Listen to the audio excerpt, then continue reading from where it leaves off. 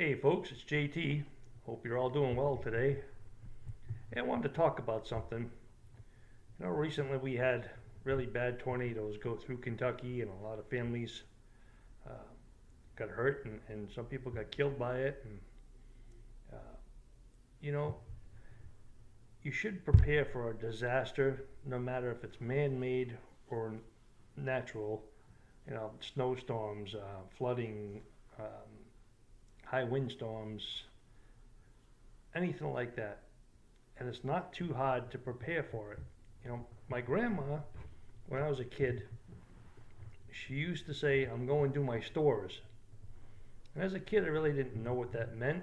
But back in the olden days, people would store things, food, in their basement. Canned things they had out of the garden, canned meats, canned fruits. They would put up stores so if they had a bad period in the winter, they would have extra supplies.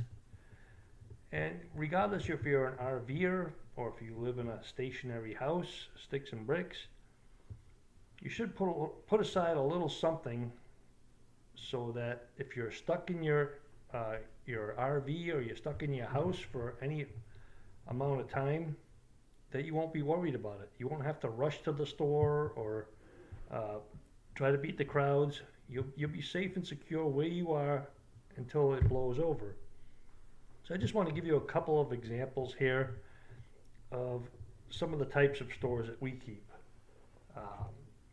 Canned meat. This is canned corned beef. Now, some of you may like it, some of you don't. That's okay. I happen to like it, and in an emergency, I'd be happy to have it too. Canned spam. Now, I actually called Hormel and I asked them what the shelf life was on spam, and they told me spam has a 3-year shelf life. Then after the 3-year period, it'll start to slowly lose its flavor, but it's good way beyond the shelf life. Even though it lost its flavor, you can still cook it and eat it. So, pretty good prep item. Now, I love this stuff here. Keystone canned meats. The only thing that's in Keystone canned meats is meat and sea salt. That's it. Nothing else. And they cook everything in the can. They pressure cook it while it's in the can. So the chicken and stuff is all cooked in its own juices. You can literally open this can, use the chicken, make chicken sandwiches, and then save the broth for a soup stock and make soup after. Is it cheap? No, it's not cheap. But then again, in an emergency, you'll be happy to have it. Now they make chicken, they make ground hamburger, they make beef, they make all different kinds. And we have several kinds on hand for an emergency. Every time we do groceries, we just add a couple more items to our cart and put those away when we get home for an emergency. Here's another item I really like.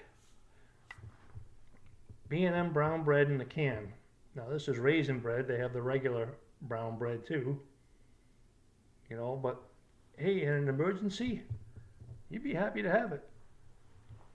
So what I'm trying to tell you is don't wait until you have an emergency to run out to the grocery store. Start doing it now. You don't have to go out and buy a cart full of toilet paper, but you might want to get an extra package while you're out. Same thing with paper towel if you use paper towels.